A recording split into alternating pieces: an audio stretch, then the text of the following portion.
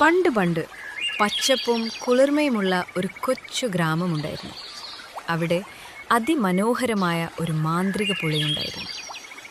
പക്ഷെ ആ പുഴയിലെ വെള്ളം ഒരു തുള്ളി കുടിച്ചാൽ മതി, പിന്നെ പറയുന്നതെല്ലാം പച്ചക്കള്ളമായിരിക്കും. അതുകൊണ്ട് ആ നാട്ടിൽ ആരും സത്യം പറയാറില്ലായിരുന്നു. കടക്കാരൻ പറയും, ഈ മീൻ ഇന്ന് പിടിച്ചതാണ്, പക്ഷെ സത്യത്തിൽ അത് ഒരാഴ്ച പഴക്കമുള്ളവായിരിക്കും.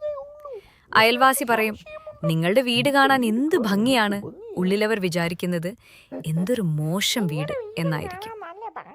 ഇങ്ങനെ എല്ലാവരും കള്ളം പറഞ്ഞ് ജീവിക്കുന്ന ആ നാട്ടിൽ അപ്പു മാത്രം സത്യം പറയുന്നവനായി അവശേഷിച്ചു.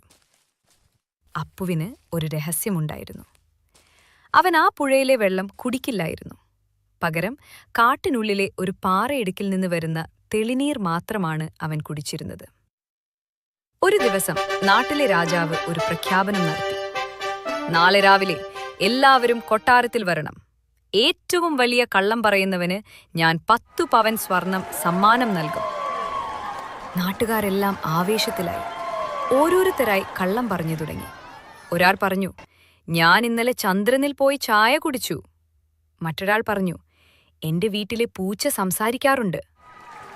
എല്ലാവരും കള്ളം പറഞ്ഞുകൊണ്ടിരിക്കെ അപ്പുവിന്റെ ഊഴമെത്തി.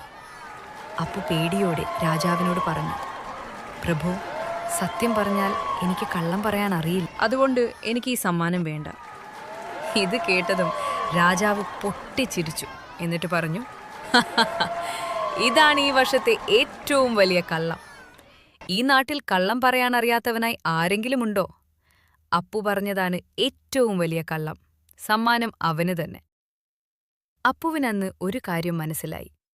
കള്ളന്മാരുടെ ലോകത്ത് സത്യം പറയുന്നതാണ് ഏറ്റവും വലിയ കള്ളമായി അവർക്ക് തോന്നുക.